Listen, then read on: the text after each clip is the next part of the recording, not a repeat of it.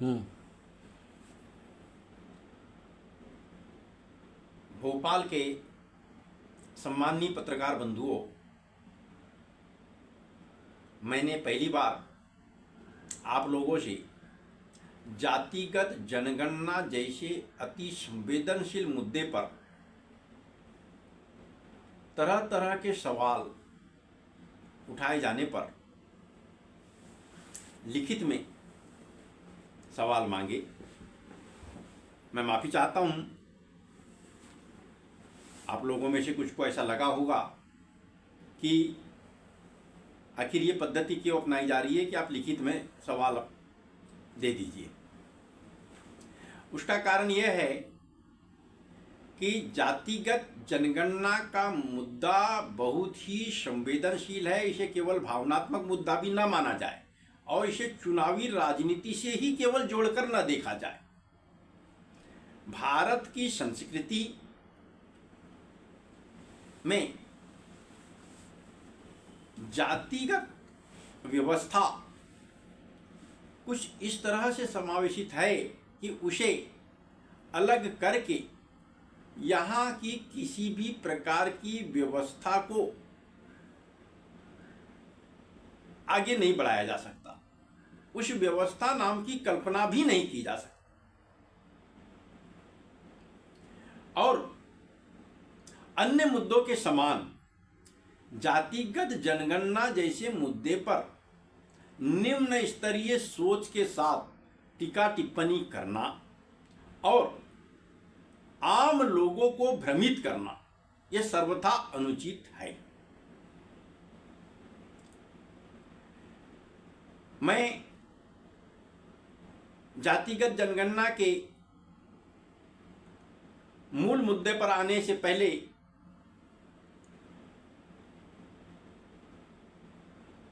यह तथ्य स्पष्ट करना चाहता हूं कि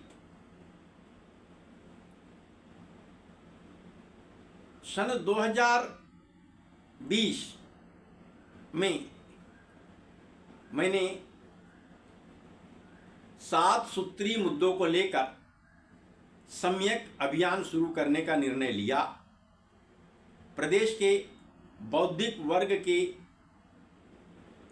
लोगों को उस अभियान में जोड़ा और उस अभियान में जातिगत जनगणना का मुद्दा शामिल किया गया। पहली बार 2 मई 2022 को रीवा के ऐतिहासिक पद्मधर पार्क में सम्यक अभियान का कॉन्फ्रेंस हुआ और उसमें कांग्रेस के कई वरिष्ठ नेताओं की उपस्थिति में हमने सम्यक अभियान के 7 मुद्दों को जनता के समक्ष प्रस्तुत किया। जातिगत जनगणना के मुद्दे पर उसी दिन से तरह तरह की बातें शुरू हुई। उसके बाद 4 मई को शहडोल में कार्यक्रम हुआ, तो कार्यक्रम में जाने से पहले ही पत्रकारों ने मुझे घेरा कि ये जातिगत जनगणना है क्या, और मैंने काफ़ी विस्तार से उस पर जानकारी भी दिया था। जब मध्य प्रदेश कांग्रेस के प्रभारी एआईसीसी की ओर से सम्माननीय सुरजेवाला जी बने, तो माफ कीजिएगा, प्रभारी बनने के पहले उन्हें 2023 के चुनाव के लिए मुख्य पर्यवेक्षक बनाया गया था और वे इलाज कराने के लिए केरल गए थे। वहीं से उन्होंने काफ़ी कुछ जानकारी मुझे मध्य प्रदेश के बारे में पूछा, जानकारियां मंगाई गई। तब उन्होंने कहा कि सम्माननीय राहुल जी जातिगत जनगणना का मुद्दा उठा रहे हैं, इसका क्या असर होगा। और उन्होंने पहली बार इस मुद्दे को कर्नाटक में उठाया। तब से ही मैं समझ नहीं पा रहा हूं कि किस किस राज्य में इसका क्या असर होगा। इस बारे में भी आप एक रिपोर्ट हमें दीजिए। तब मैंने सम्माननीय सुरजेवाला जी को बताया कि जातिगत जनगणना का मुद्दा दरअसल सबसे पहले हमने सम्यक अभियान के माध्यम से उठाया है, तो उन्होंने कहा कि भाई इसका कोई रिकॉर्ड वगैरह कुछ है। तो मेरे पास 29 मई 2022 का भोपाल में आयोजित एक कॉन्फ्रेंस का वीडियो उनको भेजा, जिसमें 1 घंटा 11 मिनट का वो कार्यक्रम मेरा भाषण था। उसमें से मैंने जातिगत जनगणना के मुद्दे पर जो 15 मिनट का वीडियो था उन्हें पहले भेजा। उन्होंने मुझे मैसेज करके कहा कि इस कार्यक्रम के दौरान आपका पूरा भाषण जो आपने दिया था वो चाहिए। हमने पूरा भाषण उन्हें भिजवाया। उन्होंने कहा कि आपके इस भाषण से जातिगत जनगणना जैसे संवेदनशील मुद्दे को समझने में आसानी मिली। उसके पश्चात, उससे काफी पहले की बात है, जनवरी फरवरी 2023 में मैं हमारे ओबीसी के बड़े नेता, पूर्व सांसद, पूर्व मंत्री राजमणि पटेल जी के साथ सम्माननीय कांग्रेस के राष्ट्रीय अध्यक्ष खड़गे साहब से मिलने गया। हमारी मात्र 10 मिनट की मीटिंग थी, लेकिन जब मैंने सम्यक अभियान के मुद्दे उनके सामने रखा तो उन्होंने बाकायदा अपने चेंबर का दरवाज़ा बंद करवाया, अपने सहायकों को बुला के, और उन्होंने कहा कि बीच में कोई भी डिस्टर्ब न करे। रोकड़े साहब के साथ मेरी बड़ी गंभीर विषय पर चर्चा हो रही है।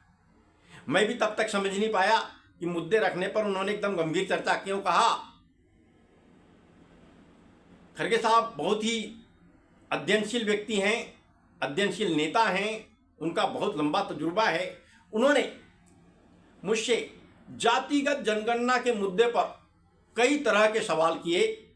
हर सवालों का मैंने जवाब दिया और उन्होंने कहा ये मुद्दा मुझे समझ में आ रहा है और केवल ये चुनावी मुद्दा नहीं है, बल्कि इस देश में समानता और सम्यकता का सिस्टम स्थापित करने हेतु यह अत्यंत अनिवार्य है। और इसे हम कर्नाटक में सभा के दौरान उठाएंगे। उसके बाद उन्होंने कर्नाटक में एक सभा के दौरान जातिगत जनगणना के मुद्दे को रखा और उसके कुछ ही दिनों के बाद सम्माननीय राहुल गांधी ने जातिगत जनगणना के मुद्दे को उठाया। सम्माननीय राहुल जी जनहित के हर मुद्दे को पूरी मुस्तैदी के साथ उठाते हैं, उसका बारीकी से अध्ययन करते हैं। जिन लोगों को लगता है कि वे बिना अध्ययन किए कोई बात कहते हैं, वो बिल्कुल गलत है, उनको जानकारी नहीं है।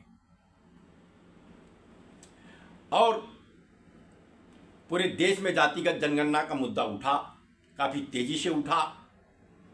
इस मुद्दे में केवल जातिगत जनगणना तक की बात नहीं है, काफी कुछ है। मैं और एक बात को स्पष्ट करना चाहूंगा कि सम्माननीय कमलनाथ जी की जब सरकार बनी मध्य प्रदेश में, तब उन्होंने ओबीसी को 27% आरक्षण देने की घोषणा कर दिया था, जिसे फिर हाई कोर्ट में चुनौती दी गई। अब तो हाई कोर्ट ने भी और सुप्रीम कोर्ट ने भी 27% आरक्षण देने की इजाज़त दे दी है। लेकिन उस समय लोग हाई कोर्ट चले गए थे। तब ओबीसी महासभा नामक एक संगठन का उदय हुआ और उन लोगों ने जगह जगह बैठकें शुरू किया, कार्यक्रम शुरू किया और ओबीसी को 27% आरक्षण मिलना चाहिए, इस बात को प्रमुखता से रखा, वातावरण निर्माण का काम किया। तब भी मैंने वो ओबीसी महासभा के लोगों से कहा कि केवल 27% आरक्षण के लिए आप लोग क्यों लड़ रहे हैं, बल्कि आपकी लड़ाई तो ये होनी चाहिए कि आपकी जितनी आबादी है उस आबादी के अनुपात में आरक्षण मिले। उनके पदाधिकारियों को मौखिक रूप से समझाने में बात बहुत समझ में नहीं आ रही थी, लेकिन जब मेरा कार्यक्रम हुआ उस कार्यक्रम में ओबीसी महासभा के पदाधिकारियों ने भाग लिया तो उनको पूरी चीज़ें विस्तार से समझ में आई और फिर उन्होंने भी जातिगत जनगणना की बात को हर मंच पर रखना शुरू कर दिया। सम्मानीय पत्रकार बंधुओं, प्रदेशवासियों, देशवासियों, मेरा सबसे आग्रह है कि ये साधारण मुद्दा नहीं है। इस संवेदनशील मुद्दे पर हल्के किस्म की राजनीति न की जाए, इससे बेहद नुकसान होगा। सन 1881 से ब्रिटिश हुकूमत के समय से भारत में जनगणना हो रही है। जब हंटर आयोग आया तब महात्मा ज्योतिबा फुले ने उस आयोग के समक्ष अत्यंत पिछड़ी अर्थात पिछड़ी जातियों को समानता के स्तर पर लाने के लिए पहली बार आरक्षण देने की बात रखी थी। सन 1901 में कोल्हापुर के राजा छत्रपति साहू जी महाराज ने पिछड़ी जातियों को नौकरियों में आरक्षण देने की शुरुआत की थी। सन 1909 में भारत सरकार अधिनियम ब्रिटिश शासन के दौरान आया और उस समय सरकारी नौकरियों में भी आरक्षण देने संबंधी बात सामने आई। उसी प्रकार 1921 में भी कुछ संशोधन किए गए। सन 1935 में प्रतिनिधित्व के लिए आरक्षण देने की बात आई और अनुसूचित जाति अर्थात दलित वर्ग के लिए 2 मताधिकार संबंधी व्यवस्था पर चर्चा हुई। उसको लेकर, जिसे पुनाप एक्ट के नाम से जाना जाता है, तरह तरह की भ्रांतियां फैलाई जा रही है अध्ययन की कमी की वजह से। उस पर भी मैं आगे विस्तार से बताने जा रहा हूं। विस्तार मतलब बहुत लंबी कहानी नहीं खींचूंगा, लेकिन फिर भी समझने की जरूरत है। इस विषय को जानना बहुत जरूरी है और समझना जरूरी है। सन 1931 तक 1881 से 1931 तक जनगणना में जाति का कॉलम था और जातिगत रिपोर्ट बकायदा प्रकाशित की जा रही थी। लेकिन सन 1941 में जाति का कॉलम तो नहीं हटाया गया, लेकिन जनगणना की रिपोर्ट में जातिगत आंकड़ों को प्रकाशित नहीं किया गया, क्योंकि उस समय राजनीतिक हालात कुछ इस तरह के बन रहे थे। मैं यहां यह स्पष्ट करना चाहूंगा कि ब्रिटिश इस देश की जनता को बांटकर लंबे समय तक राज करने का प्रयास कर रहे थे। उन्होंने पहले हिंदू मुस्लिम को अलग करने का प्रयास किया। मुस्लिमों की शरिया को कानून माना तो हिंदुओं की मनुस्मृति को मान करके उन्होंने कानूनी रूप देने का प्रयास किया। और विलियम जोनास नामक एक अंग्रेज ने तो मनुस्मृति की एक रचना को लेकर बाकायदा उसका ट्रांसलेट भी कर दिया और बड़ा प्रचार किया गया। वो तो 25 दिसंबर 1927 को महाराष्ट्र के महार नामक स्थान में मनुस्मृति को जला दिया गया और वो भी एक ब्राह्मण नीलकंठ गंगाधर सहस्त्रबुद्धे के नेतृत्व में। अंबेडकर जी उस अभियान में अग्रणी भूमिका निभा रहे थे, लेकिन उस ब्राह्मण नेता ने माना कि मनुस्मृति के नाम पर खासकर महिलाओं के साथ बहुत द्वेम दर्जा अपनाया जा रहा है, दलित वर्ग के साथ में छुआछूत के भाव हैं, इसलिए इस मनुस्मृति को हम नहीं मान सकते। अब अंग्रेजों को लगा कि हमें सांप्रदायिक आधार पर ही लड़ाने से काम नहीं चलने वाला हमारा, हमें जातिगत आधार पर भी लड़ाना पड़ेगा। तो बाकी को जातिगत आधार पर लड़ाने में कठिनाई हो रही थी, तो उन्होंने देखा ये छुआछूत का एक मामला इस देश में है और जो अछूत माने जाते हैं उनको संगठित करके उनको इनसे अलग किया जाए। इस सिलसिले में उन्होंने कई बार अंबेडकर जी को आगे लाने का प्रयास किया, क्योंकि अंबेडकर जी को वो क्या लाते, इस देश का अग्रणी समाज भी जो बौद्धिक वर्ग था वो अंबेडकर जी को सामने लाना चाहता था समानता का सिस्टम स्थापित करने के लिए, और उन्होंने किया। अब बात आती है कि महात्मा गांधी ने आखिर पूना पैक्ट की जो बात जो विरोध कर रहे हैं, तो महात्मा गांधी ने अंबेडकर जी को क्या समझाया कि डबल मताधिकार का जो देने की बात अंग्रेजों के द्वारा की जा रही है वो क्यों गलत है। उन्होंने माना कि अक्षमता और दोयम दर्जा जहां उजागर होता हो वो ठीक नहीं है, और ये स्थायी रूप जब ले लेगा तो कभी भी ये दलित वर्ग समानता के स्तर पर नहीं आ पाएगा। आम लोगों में ये भाव स्थायी रूप से बन जाएगा कि ये दलित हैं, इसलिए इन्हें ये व्यवस्था दी गई। हम समानता को प्राप्त करना चाहते हैं, हमारा उद्देश्य समानता को प्राप्त करना है, हमें इन्हें समानता के स्तर पर लाना है। इसलिए ये जो व्यवस्था दी जा रही है अक्षमता और दोयम दर्जे की, ये ठीक नहीं है। इसके दुष्परिणाम सामने आएंगे, और अंबेडकर जी भी यही चाहते थे कि दलित वर्ग को समानता के स्तर पर लाना है। इसलिए उन्हें गांधी जी की बात बहुत अच्छी लगी और अंबेडकर जी ने उस पर अपनी सहमति दी, तब उसे पूना पैक्ट कहा जाता है। पूना पैक्ट में जो बाद में अंग्रेजों ने इसे प्रचारित किया कि हम तो डबल मताधिकार का अधिकार दलितों को दे रहे थे, लेकिन गांधी जी ने अंबेडकर जी को समझा करके और उसे लागू नहीं होने दिया। दरअसल महात्मा गांधी एवं अंबेडकर जी के बीच में ऐसा कोई विवाद था ही नहीं। दोनों का एकमात्र उद्देश्य था कि हमें इस दलित वर्ग को समानता के स्तर पर लाना है। और जो लोग भी बोल रहे हैं कि महात्मा गांधी और अंबेडकर जी में विवाद था, वो मूर्ख हैं, आधी अधूरी जानकारी का अध्ययन कर रहे हैं, या उस समय अंग्रेजों के द्वारा जो साहित्य प्रकाशित किया गया, उनके द्वारा प्रायोजित साहित्य प्रकाशित किया गया, उसको पढ़कर अपनी अकलवरी बता रहे हैं। बिल्कुल गलत है। अब बात आती है कि 1931 में अंतिम बार जातिगत जनगणना हुई, उसके आंकड़े आज भी उपलब्ध हैं।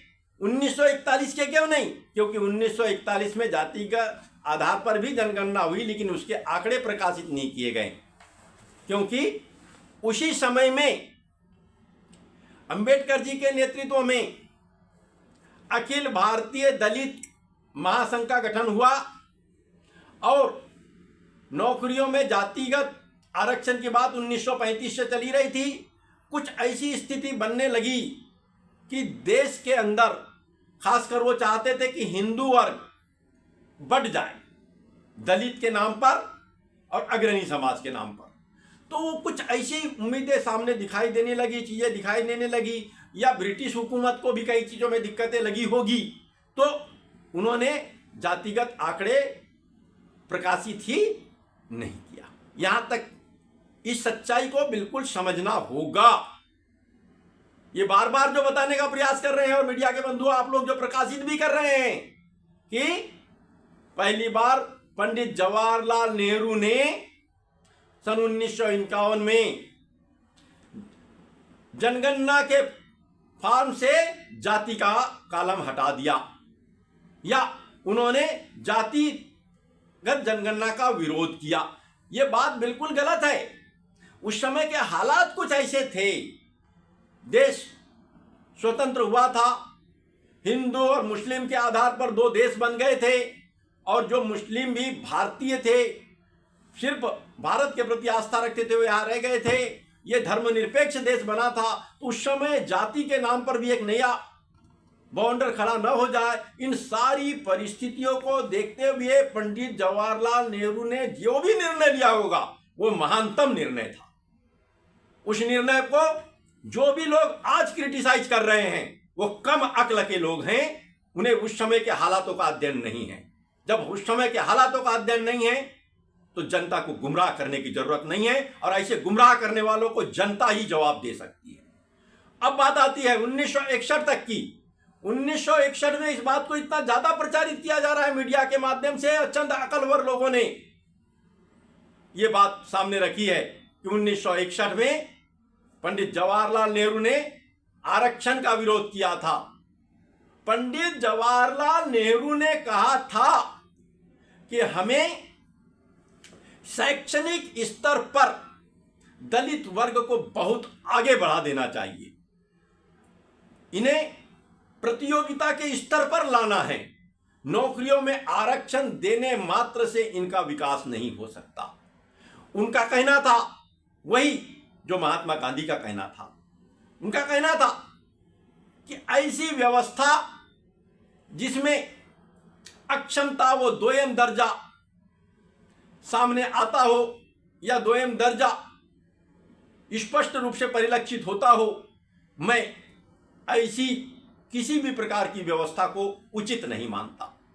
अर्थात पंडित जवाहरलाल नेहरू दलित वर्ग को हमेशा दलित स्तर पर बनाए रखने के पक्षधर नहीं थे। उनका मानना था कि इन्हें समानता के स्तर पर ही लाना होगा, इन्हें शैक्षणिक रूप से इतना मजबूत बना देना होगा कि ये हर प्रकार की प्रतियोगिता के लिए तैयार हो जाए।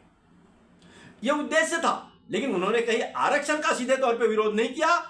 वो चाहते थे कि धीरे धीरे धीरे दलित वर्ग को हम शैक्षणिक स्तर से इतना आगे बढ़ा दे कि हर प्रकार की प्रतियोगिता के लिए ये सक्षम हो जाए।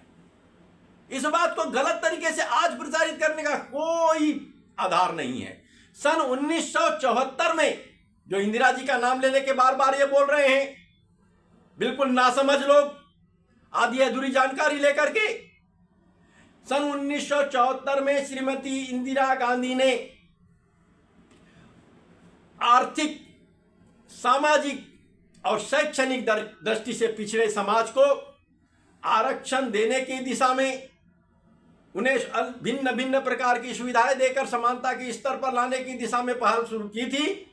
और उन्होंने ही ऐसी भिन्न भिन्न कैटेगरी की जातियों का अध्ययन करने के लिए एक व्यवस्था दी थी। उस निर्णय पर आ ही रही थी कि उसी समय में देश में कई टाइप की परिस्थितियां निर्मित हो गई।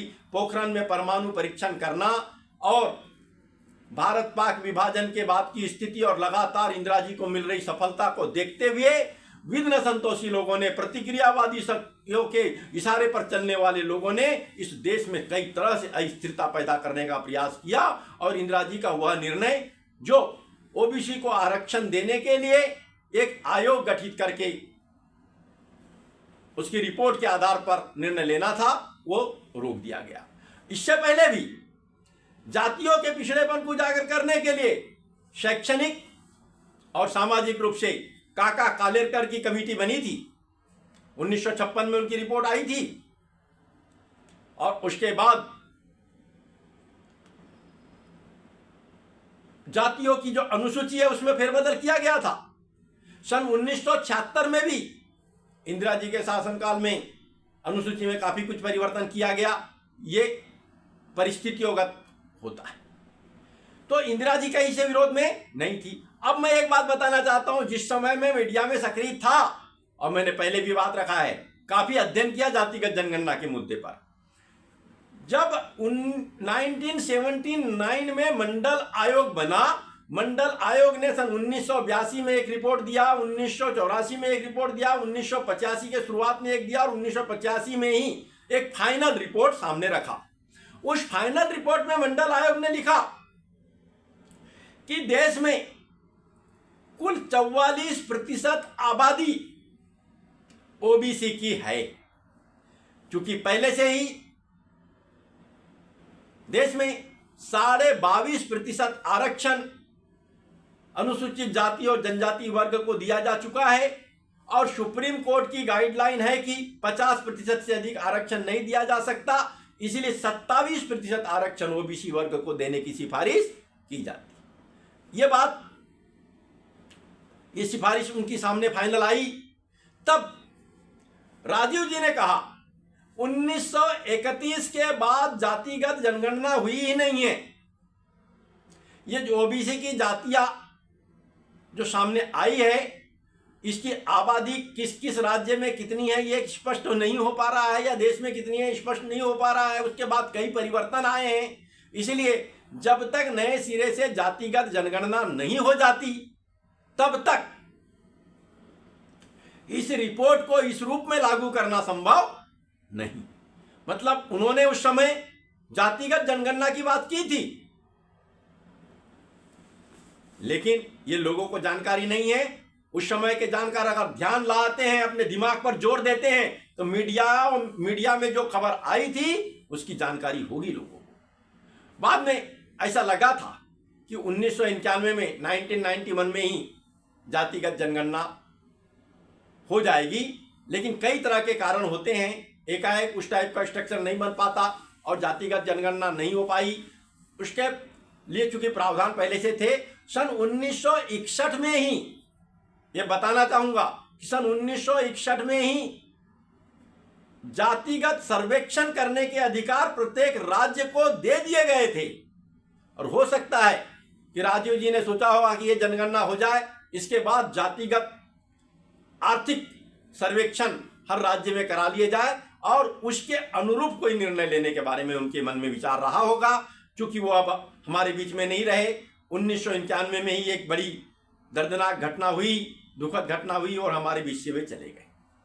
अब ये जो बातें की जा रही है कि पंडित जवाहरलाल नेहरू जातिगत जनगणना के खिलाफ थे, नेहरू जी आरक्षण के खिलाफ थे, इंदिरा जी जातिगत जनगणना के खिलाफ थी, ये सारी की सारी बातें गलत है और ये भ्रामक है।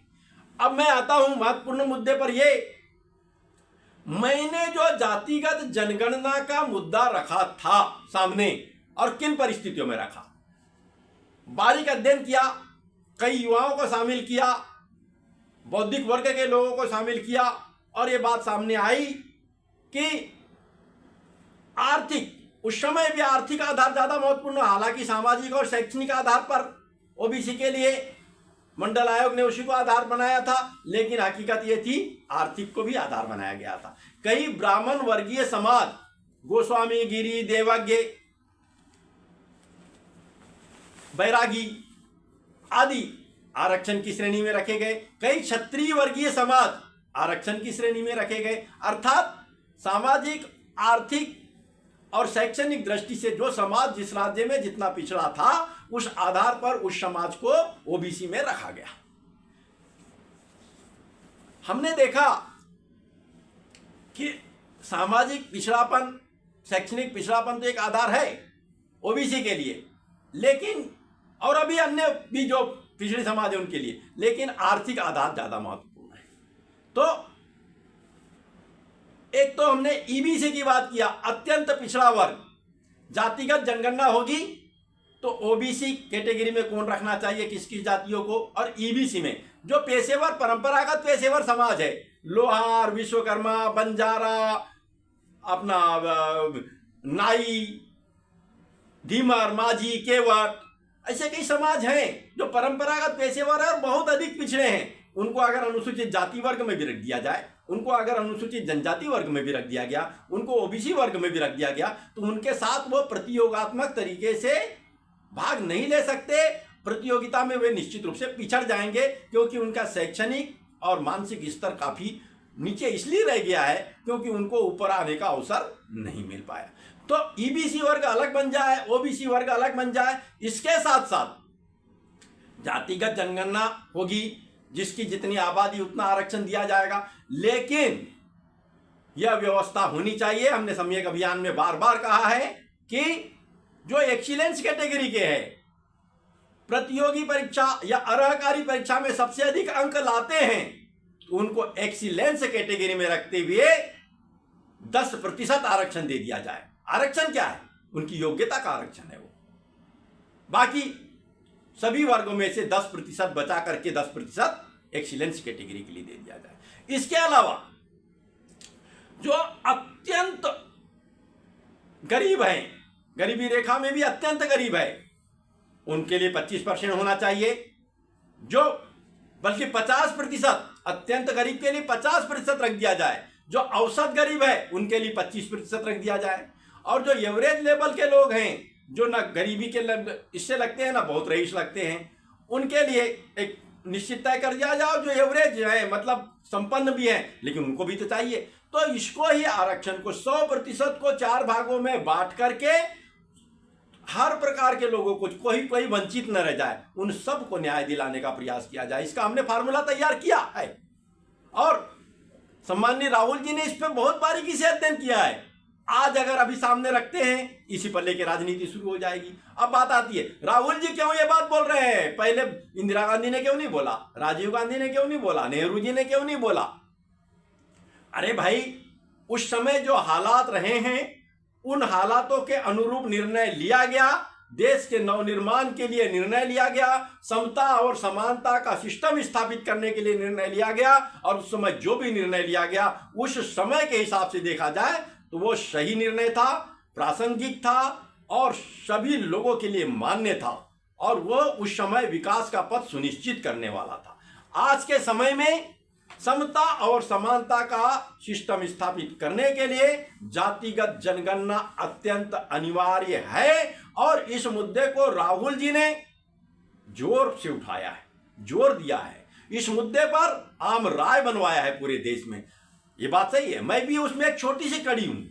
मैंने सम्यक अभियान शुरू किया और ये जातिगत जनगणना का एक सिस्टम मॉडल तैयार किया, एक अवधारणा तैयार किया, एक सोच तैयार किया और इस सोच को जनता तक पहुंचाया, लेकिन एक राज्य तक, मध्य प्रदेश तक। इसके बाहर मेरा सम्यक अभियान नहीं जा पाया था। मैं ये बात रख रहा था। इस बात को लेकर मैं सम्माननीय खड़गे साहब जी से मिला तो खड़गे साहब जी ने पूरी चीजों को समझा, राहुल जी तक पहुंचाया। राहुल जी चूंकि बहुत अधिक अध्ययन करते हैं और वंचितों को न्याय दिलाने के लिए, संघर्ष करने के लिए सांगो पांग समर्पण भाव से जुट जाते हैं और वे जुटे और आज सफलता मिली। ये केंद्र सरकार को मजबूरी में झुकना पड़ा। अब झुकी तो है लेकिन ये सोच रही इसका लाभ पूरा हम ले ले, राजनीतिक लाभ ले ले। देखो हम ओबीसी का कल्याण करना था, अरे कभी नहीं किया आपने। एससी एसटी ओबीसी के कल्याण की बात किया ही नहीं।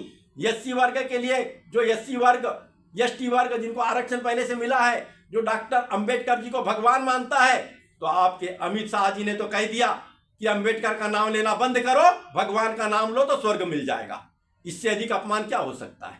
समय समय पर आपने संविधान का भी अपमान किया है, संविधान के बारे में भी गलत टीका टिप्पणी की है, तो आपसे और क्या उम्मीद की जा सकती है। लेकिन मैं आग्रह करता हूं सत्ता पक्ष के लोगों से भी, पदाधिकारियों से, नेताओं से और जो मीडिया के पास में जा जा करके भ्रामक समाचार प्रकाशित करवा रहे हैं उनसे भी, कि वे कम से कम जातिगत जनगणना जैसे अति संवेदनशील मुद्दे पर इतनी निम्न स्तर की राजनीति न करे, क्योंकि इससे देश की सारी व्यवस्था पर बुरा असर पड़ सकता है।